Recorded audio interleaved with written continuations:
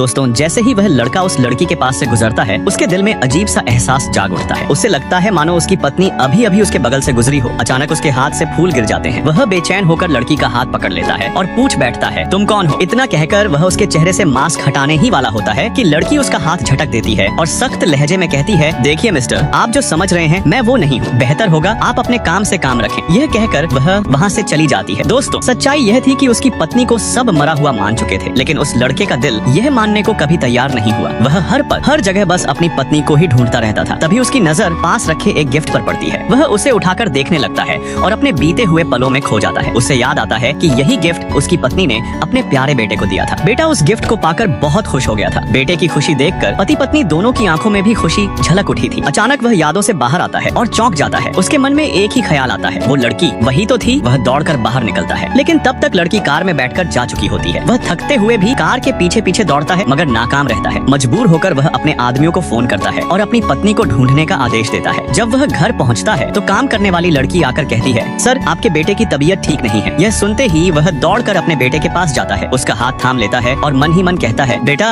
मैं बहुत जल्द तुम्हारी माँ को तुम्हारे पास वापस लेकर आऊंगा। कुछ दिनों बाद वही लड़की एक डॉक्टर बनकर वापस आती है। सभी लोग उसका सम्मान कर रहे होते हैं। तब वहाँ उसका पति भी आ जाता है, जो उसे सालों से ढूंढ रहा था। वह उसके पास जाकर भावुक होकर कहता है, मैंने तुम्हें कहाँ कहाँ नहीं ढूंढा। लोग कहते रहे कि तुम इस दुनिया में नहीं हो, लेकिन मेरा दिल कभी नहीं माना। अब तुम वापस आ गई हो तो चलो मेरे साथ अपने बेटे के पास। यह सुनते ही लड़की गुस्से में जवाब देती है, मैं तुम्हारे साथ कहीं नहीं जाऊंगी। अब तुम्हारा और हमारा रास्ता अलग हो चुका है। दोस्तों क्या ये दोनों फिर से एक हो पाएंगे? जानने के लिए चैनल को लाइक और सब्सक्राइब कीजिए।